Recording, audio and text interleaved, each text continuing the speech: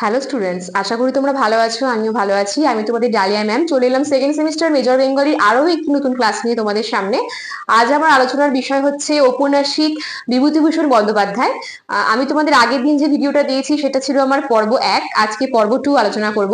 আমি শুধুমাত্র সেখানে আলোচনা করেছিলাম আগের ভিডিওতে বিভূতিভূষণ বন্দ্যোপাধ্যায় সম্পর্কে কিছু ব্যক্তি জীবন সম্পর্কে আলোচনা, আর তার সাথে তার যে উপন্যাসগুলো রয়েছে সেগুলো। তো দেখো, সবগুলো উপন্যাস তো একসঙ্গে আলোচনা করা সম্ভব নয়, মানে উপন্যাসের তথ্যগুলো। আমি আজকে তোমাদের 4টা উপন্যাস সম্পর্কে আলোচনা করব। এর ভেতরে যে কিছু তথ্যগুলো রয়েছে ছোট ছোট, সেগুলো তুলে ধরার চেষ্টা করছি। আর আর এই বিভূতিভূষণ বন্দ্যোপাধ্যায় নিয়ে পরের ক্লাসে থাকবে শেষ যেটা আমার আলোচনা সেটা। তো দেখো, ক্লাস শুরু করার আগে আমি তোমাদের একটি ইনফরমেশন দিয়ে রাখতে চাই। আমাদের মেজর বেঙ্গলি অনলাইন ক্লাস কিন্তু শুরু হয়ে গেছে। যারা আমার সঙ্গে যুক্ত হতে চাইছো, প্রত্যেকটা সেকেন্ড সেমিস্টার মেজর বেঙ্গলি স্টুডেন্টসকে বলছি, প্রথম থেকে ক্লাসে থাকো। সাপ্তাহিক ক্লাস শুরু হয়েছে, নোটস দেওয়া হচ্ছে। সমস্ত রকম সুবিধা পেতে তোমরা আমাদের সঙ্গে যোগাযোগ করো। আমাদের যোগাযোগ নম্বর 6295916282, আরেকটি নাম্বার 7076398606। এই দুটো নাম্বারে তোমরা ফোন করে অ্যাডমিশন নিতে পারো। তাহলে দেখো, প্রথমেই বিভূতিভূষণ বন্দ্যোপাধ্যায় যে উপন্যাসটি দিয়েছি সেটা হচ্ছে পথের পাঁচালী। কম বেশি সবাই তোমরা এই উপন্যাসের নাম জানো। পথের পাঁচালী উপন্যাসটি 1929-এ প্রকাশিত হয়েছে। এটি প্রকাশিত হয়েছে বিচিত্রা পত্রিকায়। কোন পত্রিকায়? বিচিত্রা পত্রিকায়। ভালো মতো মাথায় রাখবে। এই এই উপন্যাসটিকে বলা হয় আত্মকথন ধর্মী উপন্যাস। ঠিক আছে, বিভূতিভূষণ বন্দ্যোপাধ্যায়ের আত্মকথনধর্মী উপন্যাস। এই উপন্যাসে আমরা দেখতে পাই 3টি খণ্ড রয়েছে। 1 বল্লালী বালাই, 2 আমআটির ভেপু, 3 হচ্ছে অক্রুর সংবাদ। এবং এই পথের পাঁচালী উপন্যাসটি সত্যজিৎ রায় 1955 খ্রিস্টাব্দে কি করেছেন? এই উপন্যাসটির উপর একটি চলচ্চিত্র নির্মাণ করেছেন। এই হলো তোমাদের পথের পাঁচালী সম্পর্কে কিছু তথ্য।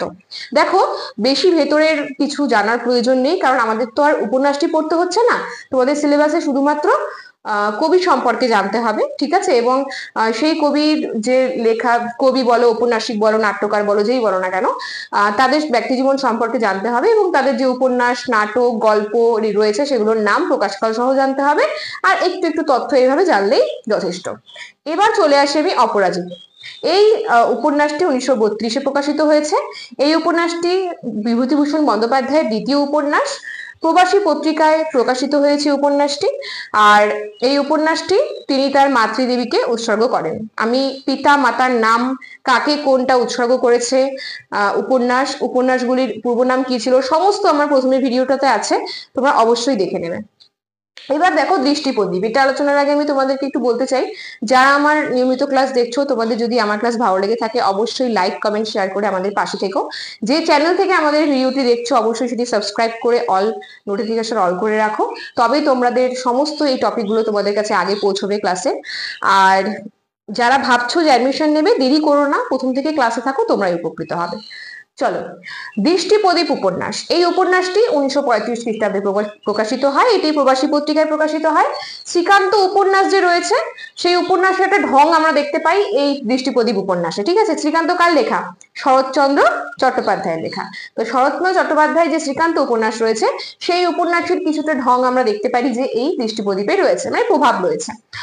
জিতু নামে একটা ছেলে রয়েছে, সেই জিতু নামে একটি ছেলের জীবন কাহিনী নিয়ে এই দৃষ্টি প্রদীপ উপন্যাসটি লেখা। এবার চলে আসি আরণ্যক। 1939-এ আরণ্যক উপন্যাসটি প্রকাশিত হয়েছে। এই উপন্যাসটি একটি আত্মজীবনীমূলক উপন্যাস। প্রবাসী পত্রিকায় এটি প্রকাশিত হয়েছে এবং এই উপন্যাসটি গৌরী দেবীকে উৎসর্গ করেছেন বিভূতিভূষণ বন্দ্যোপাধ্যায়। তাহলে দেখো, তোমাদের আজকে বিভূতিভূষণ বন্দ্যোপাধ্যায়ের 4টে উপন্যাস সম্পর্কে কিছু কিছু তথ্য যেগুলো তোমাদের জানতে হবে সেগুলো বলে রাখলাম। তাহলে আজকের ক্লাস এত পর্যন্তই। দেখা হচ্ছে নেক্সট ক্লাসে আরো একটি নতুন ভিডিও নিয়ে। সুস্থ থাকো, ভালো থাকো, আমাদের চ্যানেলকে ভালোবেসে আমাদের সাথে থাকো। ধন্যবাদ।